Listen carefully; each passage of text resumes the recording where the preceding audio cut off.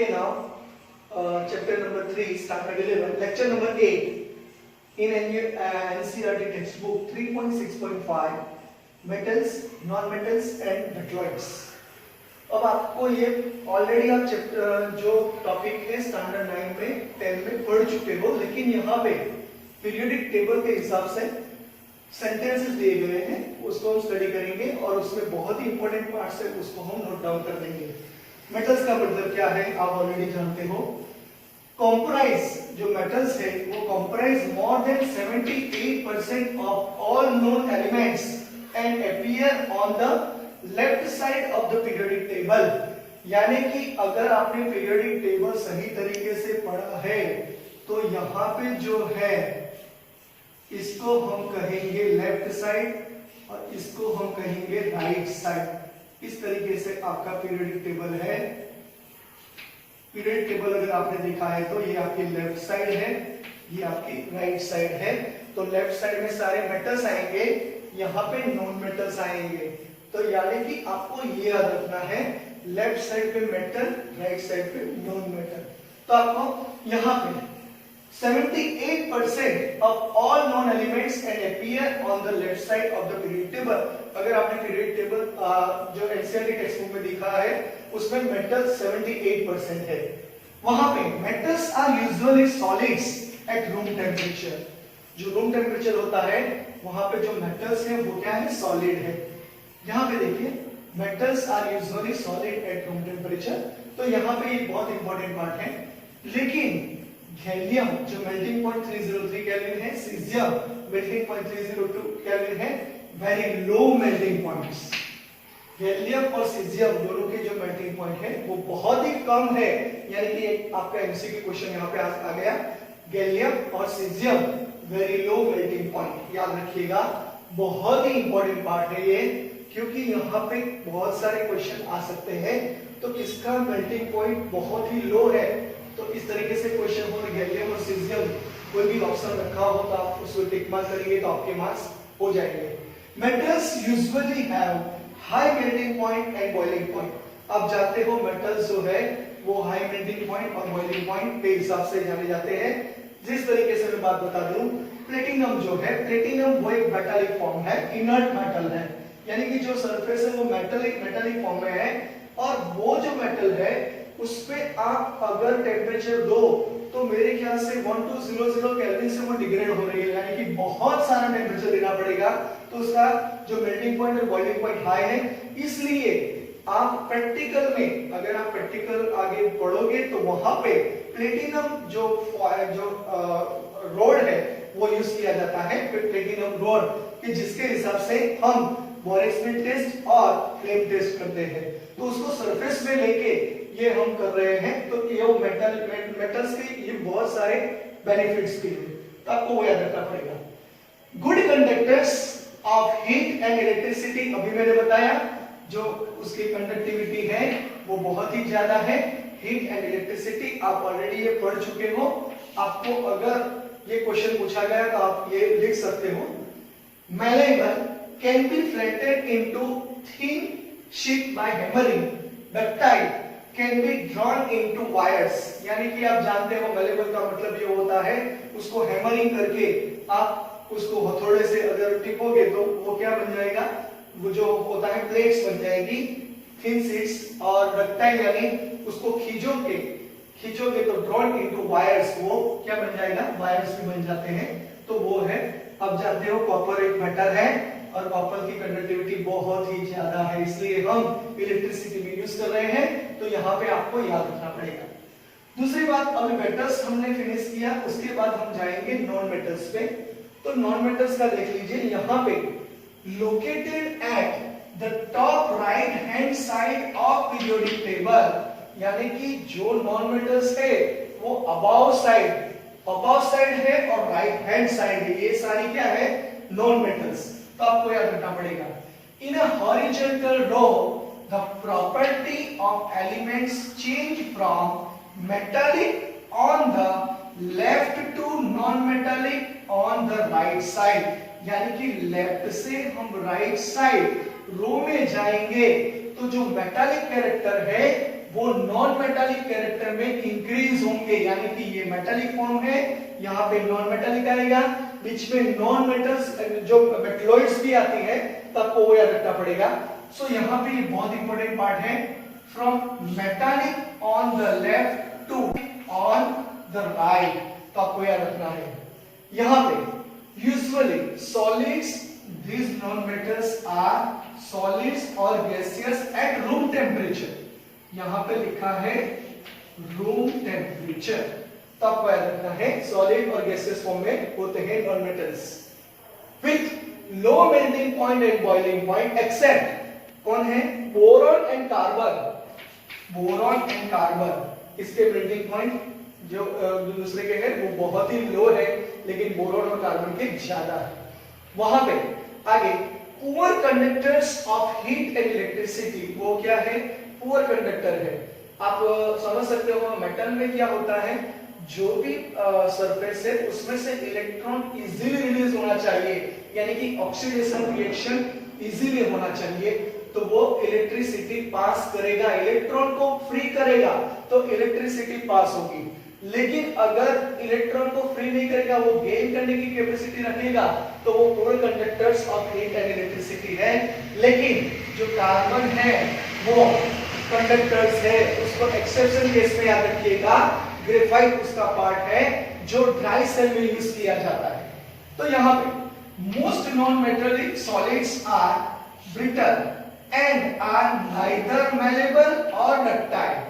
याद रखिएगा non metals है वो ब्रिटल है और वो मैलेबल भी नहीं है और डक्टाइल भी नहीं है, याद रखना पड़ेगा आपको। More metallic character increases down a group, यानी कि ग्रुप में आप डाउन में जाओगे तो मेटालिक जो कैरेक्टर है वो इंक्रीज होगा। इसका रीजन यही आएगा कि जो स्टार्टिंग के एलिमेंट्स है, यानी कि ग्रुप के टॉप में एलिमेंट्स है, वो सेंटर से बहुत ही नजदीक है, और इसके हिसाब से अगर हम डाउन में जाते हैं तो शेल डिफरेंट हो जाएगा, यानी कि ऑर्बिट नंबर चेंज होगी। तो ऑर्बिट नंबर चेंज होने से सेंटर यानी कि जो न्यूक्लियस है, और न्यूक्लियस और ऑर्बिट जो होती है उसके जो डिस्टेंस है वो इंक्रीज होगा, तो रिपल्सन इजीली होगा, तो इलेक्ट्रॉन वो इजीली रिमूव करेंगे, तो उसको क्या कहेंगे, मेटल्स कहेंगे। तो आपको वो याद रखना है। तो स्टार्टिंग के जो होते हैं एलिमेंट्स में लेफ्ट हैंड साइड में तो मेटल ही है, लेकिन यहाँ पे पी ब्लॉक एलिमेंट्स है, उसमें जो स्टार्टिंग में है वो नॉन मेटल्स है, यानी कि दो है नॉन मेटल्स, उसके बाद आएंगे मेटलॉइड्स और उसके बाद आएंगे मेटल्स। तो आपको वो याद रखना पड़ेगा, यानी कि ग्रुप में अगर हम डाउन द ग्रुप जाएंगे तो मेटालिक प्रॉपर्टी इंक्रीज होगी और non metallic characteristic increases left to right across the periodic table, यानी कि लेफ्ट टू राइट में हम जाएंगे तो यहाँ पे देखिए अगर एक ही सीरीज में जाते हैं तो एक ही शेल में इलेक्ट्रॉन यानी कि एक ही ऑर्बिट में इलेक्ट्रॉन फील्ड होगा, तो उसके हिसाब से जो इंटरेक्शन है न्यूक्लियस का वो क्विंचिंग यानी कि वो सप्रेस हो जाएगा, यानी कि वो आप जानते हो जो प्रेस हो जाएगा और नजदीक आ जाएगा, तो उसके हिसाब से उसकी एटॉमिक रेडियस आगे हम पढ़ेंगे वो डिक्रीज होगी और अट्रैक्शन बढ़ेगा। अट्रैक्शन बढ़ने से वो इलेक्ट्रॉन इजीली रिमूव नहीं कर पाएगा, इसलिए उसको क्या कहेंगे, नॉन मेटल्स। और यहाँ पे मेटालिक कैरेक्टर है क्योंकि वो इलेक्ट्रॉन रिलीज करेगा। तो इस तरीके से आपको नॉन मेटल्स के बारे में याद रखना है। अभी बहुत सारे डिस्कशन बाकी है, लेकिन यहाँ तक जो हमने बात की वो पीरियोडिक टेबल के हिसाब से है। आपको याद रखना पड़ेगा ग्रुप में टॉप टू डाउन में यानी कि टॉप टू बॉटम में हम जाएंगे तो मेटालिक कैरेक्टरिस्टिक इंक्रीज होगी, लेफ्ट टू राइट जाएंगे तो मेटालिक कैरेक्टर वहां पे क्या होगा, अक्रॉस इंक्रीजेस। जो नॉन मेटालिक कैरेक्टरिस्टिक है वो इंक्रीज होगी, लेकिन मेटालिक कैरेक्टरिस्टिक डिक्रीज होगी। याद रखिएगा ये सारे मेटल्स हैं, यहाँ पे नॉन मेटल्स आएंगे और एक्सेप्शन केस में यहाँ पे मेटलॉइड्स भी है जो हम आगे स्टडी करेंगे। यहाँ पे देखिए मेटलॉइड्स। मेटलॉइड्स क्या है, तो metalloids the change from metallic to non metallic character is not abrupt as shown by thick zigzag line अब आपको पीरियडिक टेबल देखना पड़ेगा, वहां पे एक जिगजैग लाइन है जो मैं अभी बताऊंगा। तो वो पीरियडिक टेबल में जो जिगजैग लाइन है वहां पे आप देखेंगे तो वो मेटालिक भी नहीं है और नॉन मेटालिक कैरेक्टरिस्टिक भी फॉलो नहीं कर रहे हैं, तो उसको क्या कहेंगे? तो उसको हम कहेंगे मेटलॉइड्स। तो यहाँ पे देखिए, the elements silicon, germanium, arsenic, antimony and tellurium shows properties that are characteristic of both metals and non metals, यानी कि वो metals और non metals दोनों की प्रॉपर्टी फॉलो कर रहा है, and they are known as semi metals और metalloids। आपको याद रखना पड़ेगा, मेटलॉइड्स के एग्जांपल में सिलिकॉन है, जर्मेनियम है, आर्सेनिक है, एंटीमनी है और टेलुरियम है। तो वो सारे क्या है? सेमी मेटल्स हैं या और मेटलॉइड्स आप उसको कह सकते हो। तो यहाँ पे जो मेटल्स हैं वो मेटल्स यहाँ पे हमने फिनिश किया, नॉन मेटल्स भी फिनिश किया और उसके बाद में मेटलॉइड्स को भी हमने कंप्लीट कर दिया है। तो आपकी एनसीईआरटी टेक्स्ट बुक में जो दिया गया है उसके हिसाब से ये टॉपिक यहाँ पे फिनिश हो रहा है, लेकिन अभी हम पीरियोडिक टेबल के हिसाब से मेटल, नॉन मेटल और मेटलॉइड्स को यहाँ पे हम समझने की कोशिश करेंगे। तो पहले इसका स्क्रीनशॉट निकाल लीजिए, यहाँ पे बहुत सारे क्वेश्चन हैं, यानी कि बहुत ही क्वेश्चन यहाँ पे आ सकते हैं, तो आपको ये फॉलो करना पड़ेगा। तो यहाँ पे मेटल्स, नॉन मेटल्स और मेटलॉइड्स ये जो टॉपिक है यहाँ पे हम कंप्लीट कर रहे हैं, लेकिन आगे में पीरियोडिक टेबल के हिसाब से जो मेटल्स हैं, नॉन मेटल्स हैं, मेटलॉइड्स हैं, उसके बाद में आगे जो हमने कंप्लीट कर दिया लास्ट टॉपिक, यानी कि S block element, P block element, D block element और एफ ब्लॉक एलिमेंट के बारे में भी बताऊंगा जो पीरियडिक टेबल के हिसाब से होगा, तो आपको वो याद रखना है। तो यहाँ पे मैं ये लेक्चर फिनिश कर रहा हूँ। अगला लेक्चर हम जो मेटालिक पीरियडिक ट्रेंड्स है उस पे हम डिस्कस करेंगे, तो वो लेक्चर नंबर 9 होगा। तो यहाँ पे लेक्चर नंबर 1 अभी एक पीरियडिक टेबल के बाद में ये फिनिश हो जाएगा। तो आप इसका स्क्रीनशॉट निकाल लीजिए और एनसीईआरटी टेक्स्ट बुक में प्रैक्टिस कीजिए, जो भी लिखा गया है वो आप याद रखने की कोशिश कीजिए, क्योंकि यहाँ पे बहुत सारे एमसीक्यू क्वेश्चन, शॉर्ट क्वेश्चंस और अगर लॉन्ग क्वेश्चंस, डिफरेंस बिटवीन और distinguish between metals, non metals and metalloids, जो ये क्वेश्चंस यहाँ पे आप सोल्व कर सकते हो। इसका स्क्रीनशॉट निकाल लीजिए। Thank you. Hello friends, now periodic table of the elements. ये जो है ये लाइन, यानी कि ये जो मैं बता रहा हूँ वो एस ब्लॉक एलिमेंट है।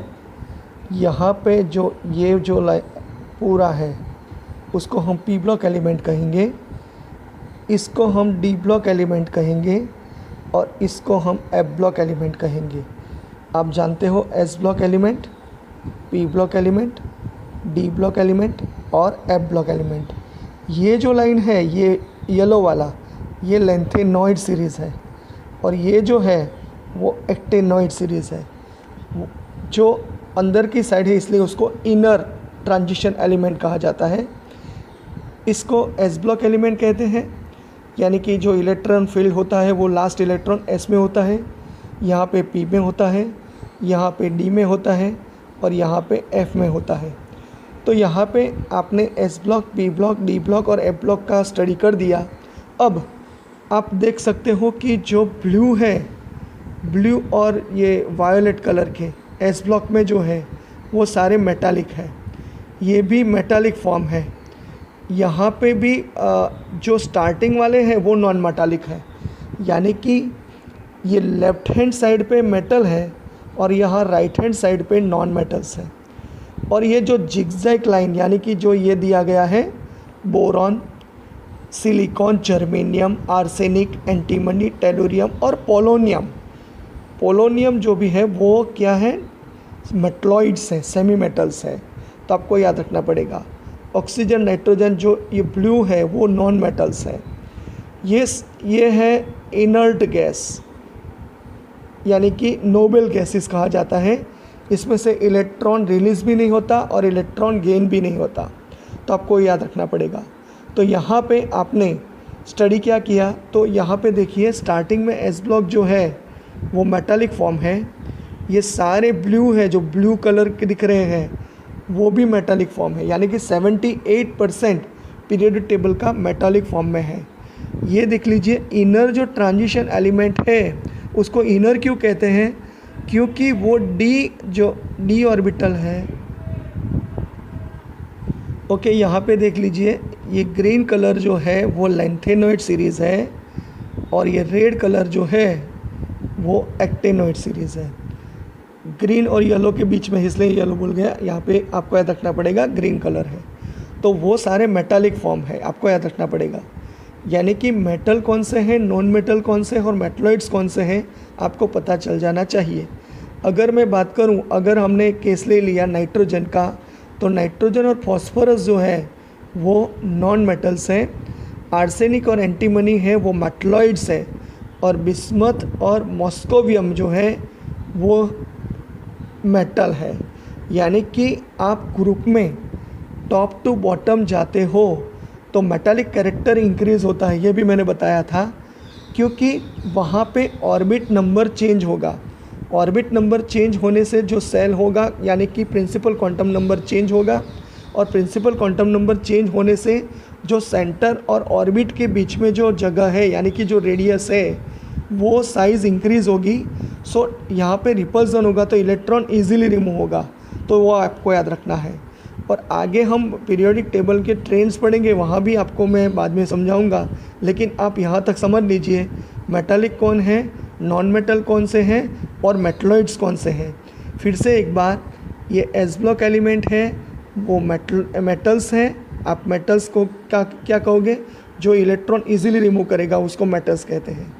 ये है डी ब्लॉक एलिमेंट, जो मिडल पार्ट है, जो ब्लू कलर है वो डी ब्लॉक एलिमेंट है, और ये जो है राइट हैंड साइड पे वो पी ब्लॉक एलिमेंट है। और यहाँ पे देखिए इनर डी ऑर्बिटल है, यानी कि यहाँ पे जो येलो कलर है, सॉरी ग्रीन कलर है, तो ग्रीन कलर में आप देख सकते हैं लैंथेनॉइड सीरीज़ है, और रेड कलर में आप देख सकते हैं एक्टेनॉइड सीरीज़ है, जिसमें लैंथेनॉइड में लास्ट इलेक्ट्रॉन 4f ऑर्बिटल में और एक्टेनॉइड में लास्ट इलेक्ट्रॉन 5f ऑर्बिटल में फिल हो रहा है, तो आपको वो याद रखना पड़ेगा। तो इस तरीके से periodic table of the elements, जो मेटल, नॉन मेटल्स और मेटलॉइड्स थे, यहाँ पे हम फिनिश कर रहे हैं। आप इसका जो पीरियोडिक टेबल है उसका स्क्रीनशॉट निकाल लीजिए, और जो लास्ट में जो लिखा है वो कलर कौन कौन से हैं, वो कौन से सीरीज़ के जाने जाते हैं, वो भी एक बार देख लीजिएगा। अब अगले लेक्चर में हम जाएंगे। Thank you.